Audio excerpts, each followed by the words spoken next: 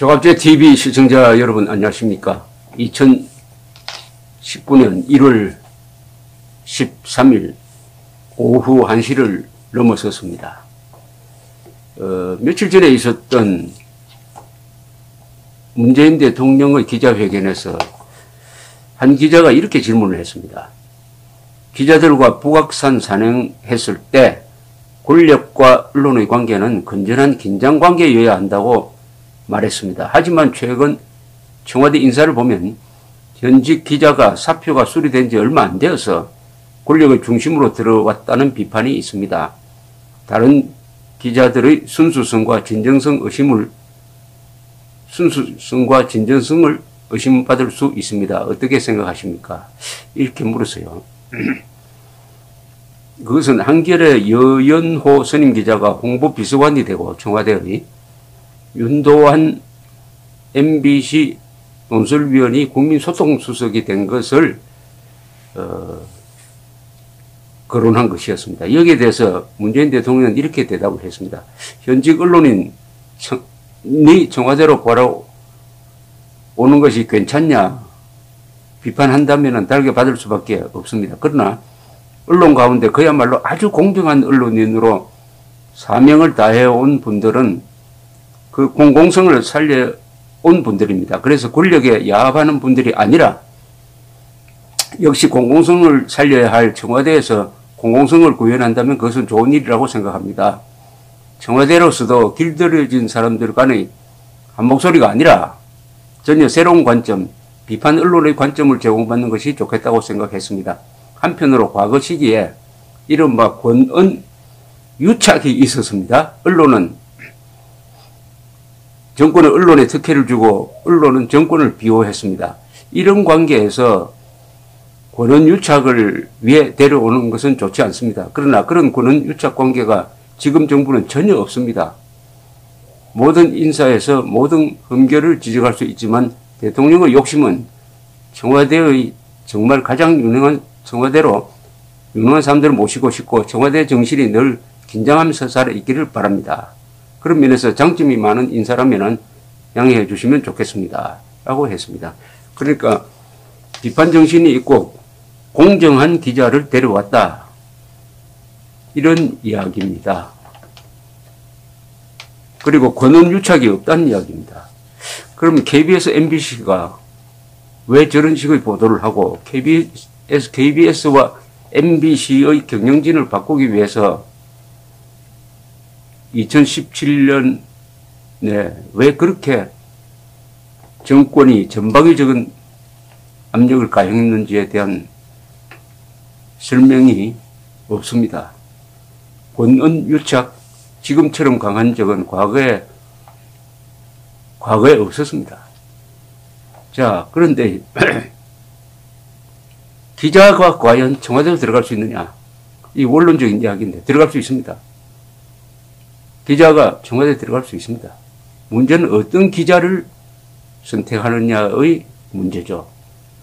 그야말로 비판 정신이 있고 사실에 엄격한 기자를 선택을 했다면 그것은 좋은 일입니다. 그러나 청와대가 선택한 기자가 어떤 사람이었느냐 하는 것은 지금 김의겸 대변인 한겨레 기자 출신을 보면 됩니다. 이분은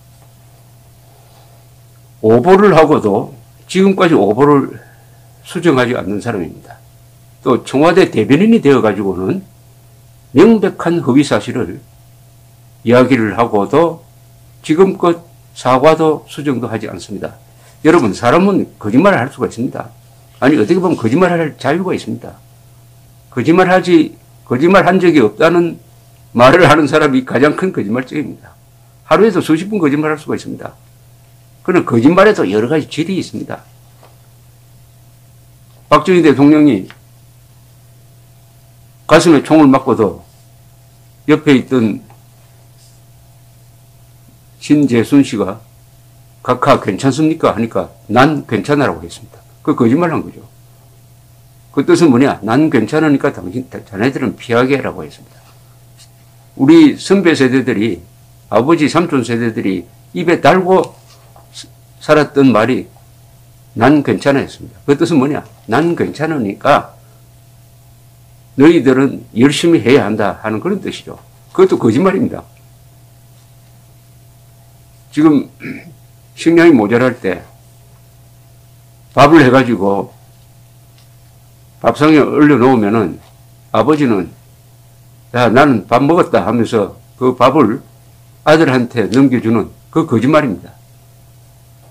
그러나 비난받을 거짓말은 아니죠. 거짓말에는 그러나 기준이 하나 있습니다.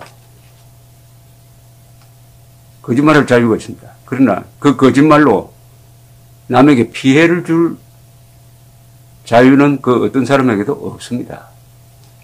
그리고 거짓말이 밝혀지면은 일단 인정하고 사과를 해야 됩니다. 거짓말이 밝혀지면 화를 내는 사람이 있습니다. 한 걸음 더 나가서 자기가 말한 거짓말에 속지 않는 사람에게 화를 내는 사람이 있습니다. 그 단계로 들어가면은 이것은 이제 말이 안 통한다가 아니라 정상적인 인간이 아닌 게 되죠. 거짓말을 할 수는 있습니다. 남을 괴롭히는 거짓말을 할 자유는 없습니다. 거짓말이 밝혀지면 인정을 해야 합니다. 거짓말이 밝혀져도 인정도 하지 않고 자신의 거짓말에 속지 않는다고 화를 내면은 그때부터는 사람으로 대우를 받지 못하는 거죠. 자, 김의겸 대변인은 한겨레신문 기자인데 이 사람이 쓴 유명한 오보 중에 이런 게 있습니다.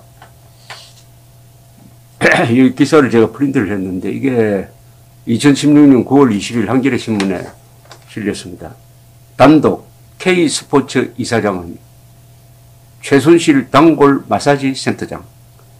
K스포츠 이사장은 최순실 단골 마사지 센터장. 여기 키워드가 마사지입니다.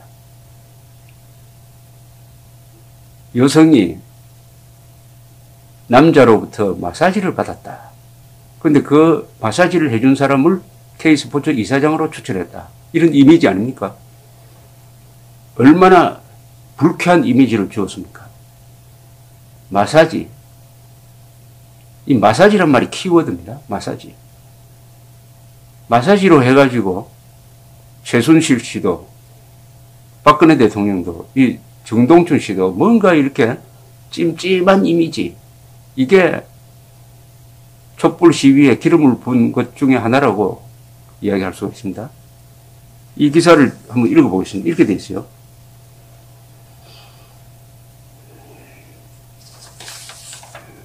한겨레 취재 결과 박근혜 대통령의 비선 실세인 최순실 씨가 재단 설립과 운영에 깊숙이 개입한 정황이 나타났다. K스포츠 재단 이사장 자리에 자신이 단골로 드나들던 스포츠 마사지 센터 원장을 앉힌 것이다. 스포츠 마사지 센터 원장을 앉힌 것이다. 그런데 제목에는 단골 마사지 센터장이라고 했는데 여기는 스포츠 마사지 센터라고 했습니다. 조금 뉘앙스가 달라집니다.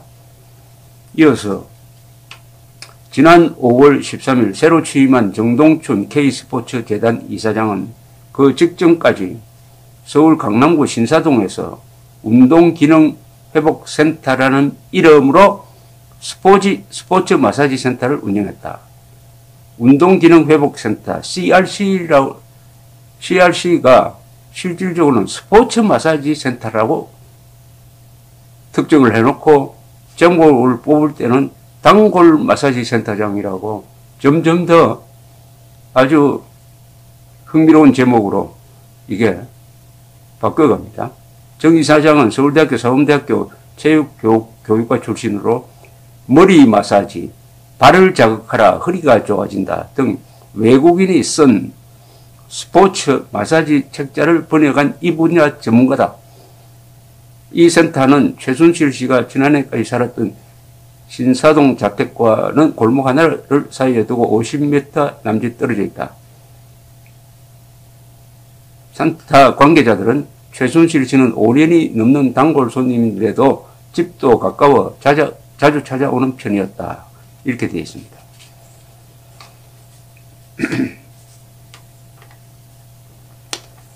이에 대해 정동춘 이사장은 최순실 씨는 우리 고객의 한 사람이라고 인정하면서도 재단 이사장 제안은 정경련에서 어떤 사람하고 연결이 되어 가지고 연락이 왔다고 말했다. 이렇게 돼 있어요.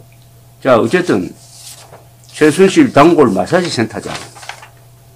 이게 한겨레 신문은 큰 특종으로 여기는 모양이거든요. 그런데 정동춘 씨는 마사지 센터장이 아닙니다. 정동춘 씨는 마사지를 하는 사람이 아닙니다. 아니, 마사지와 아무 관계가 없는 사람이에요. 마사지와 아무 관계가 없는 사람인데 어떻게 마사지 센터 원장이 됐습니까? 그것은 여기 한겨레 신문 보면은 정동춘 씨와 통화를 했다고 했어요. 통화를 했으면 분명히 마사지를 하느냐고 물었을 것 아닙니까? 정동춘 씨는 마사지 한다는 이야기를 안 해. 나는 마사지와 관계없다라고 이야기했을 것으로 보이는데 그것은 저기 반영되지 않았습니다. 이러니까 정동춘 씨가 마사지 하는 사람이다 하는 말이 막 떠돌았습니다. 떠돌아가지고 이게 박근혜 대통령에게 아주 불리한 인상을 심어주었는데 2017년에 1월 9일에 국회 청문회가 있었어요. 청문회 때 이해운 당시 바른정당의 이해운 의원이 이걸 추궁합니다. 정동춘 정의는 CRC라는 이름의 마사지 숍을 운영한 적이 있지요. 이렇게 물었습니다. 그러니까 이해운 씨도 한겨레 신문 기사를 보고 그렇게 묻는 거죠. 정동춘 씨는 마사지 숍이 아닙니다. 라고 이야기합니다. 이해운 의원은 이름은 뭐라고 붙어 있던 운동기능회복센터라고 되어 있던 어쨌든 마사지를 한 것으로 되어 있고 정동춘 이사장은 정색을 하고 말합니다. 마사지 안 했습니다. 확인된 사실입니까? 라고 도로 물어요. 이해운 의원은 좋습니다. 그 숍이 뭐든지 간에 평균 어림잡아 일주일에 몇 번 정도 최순실 씨가 왔습니까? 이렇게 이제 한 발 물러났습니다. 이해운 의원이 그 뒤에 또 조윤선 씨를 끌어들여가지고 조윤선이 마사지숍에 온 적 있잖아요. 라고 물었을 때 다른 사람에게 그분이라는 사람은 다른 사람입니다. 그분이 정동춘 씨에게 조윤선이 마사지숍에 온 적 있잖아요. 이렇게 물었을 때 본인은 부인하지 않았다고 우리가 증언을 받았습니다. 이렇게 하니까 정동춘 그것도 잘못된 것입니다. 그런 말 한 사실이 없습니다. 이해운 씨 또 이게 마사지숍에서 일했던 증인이 있는데도 사실이 아니에요. 증인 정동춘 그 증인 데리고 오십시오. 이렇게 해서 이 마사지 숍을 가지고 논박이 있었습니다. 정유섭 의원이 해명할 기회를 줍니다. 정동춘 증인이 조금 억울한 측면이 있는 것 같아요. 신문지상이나 이런데 마사지숍을 운영한다. 마사지숍 주인이었다. 이래가지고 그게 굉장히 억울하시지요. 이렇게 물으니까 예 그렇습니다. 체육학 박사시고 또 국가대표 선수들 회복훈련도 지원해 주시고 막 그랬는데 어쨌든 지금 운영하시는 정식 이름은 뭡니까? CRC 운동기능회복센터입니다. 이랬는데요. 이게 또 YTN에 어떻게 보도가 됐냐면 뻣뻣한 정동춘 마사지 안 했습니다. 아니 마사지 안 한 사람이 마사지 안 했다고 하니까 또 이번에는 뻣뻣하다고 욕하네요. 참 기가 막힐 노릇입니다. 이게 언론입니다. 한국 언론. 거짓말을 해놓고 거짓말에 속지 않는다고 화를 내는 거하고 이게 비슷한 거죠. 정동춘 씨가 사실을 이야기한다고 뻣뻣하다고 이렇게 비판을 합니다.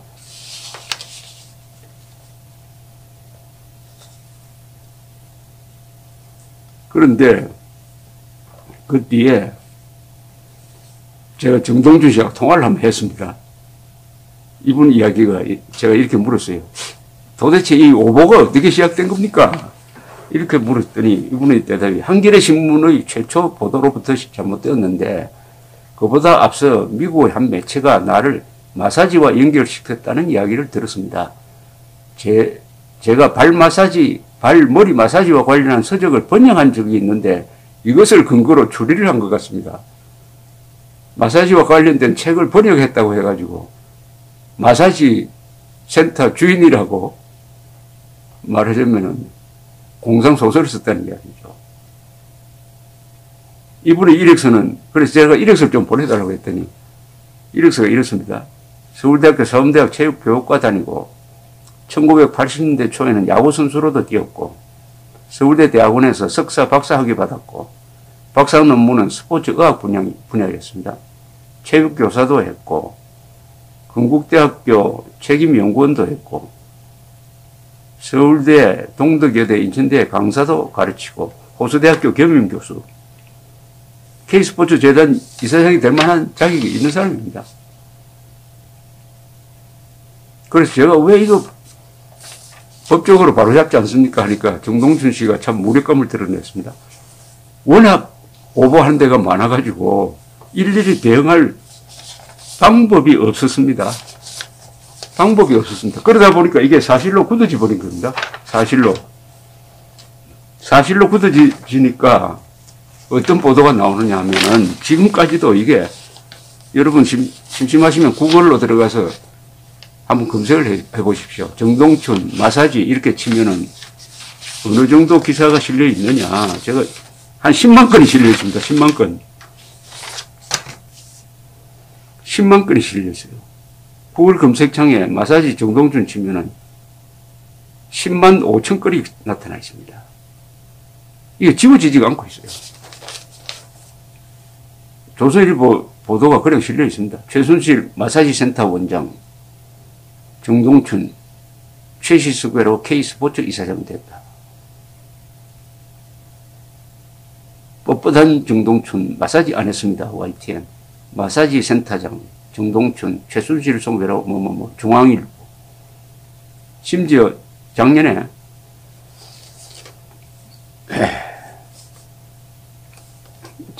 이 문재인 대통령이 김의겸 기자를 청와대 대변인으로 임명할 때 조선닷컴에는 무슨 기사가 실렸느냐.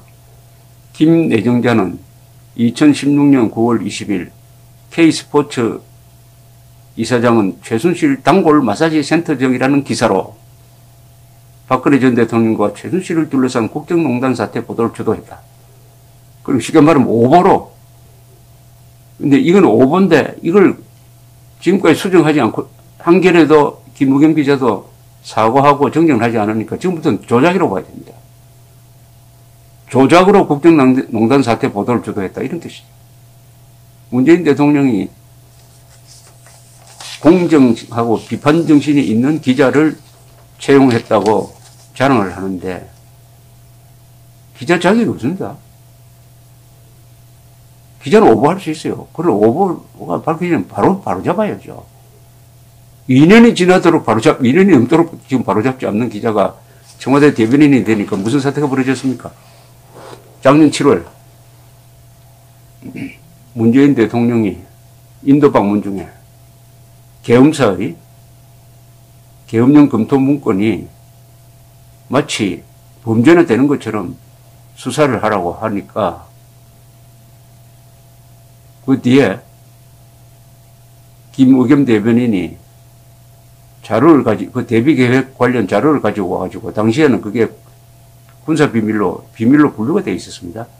그것을 공개를 하면서 기자가 그러면은 김무사가 검토한 계엄령은 촛불 시위 진압용이 맞습니까? 라고 물었어요. 맞다고 했어요.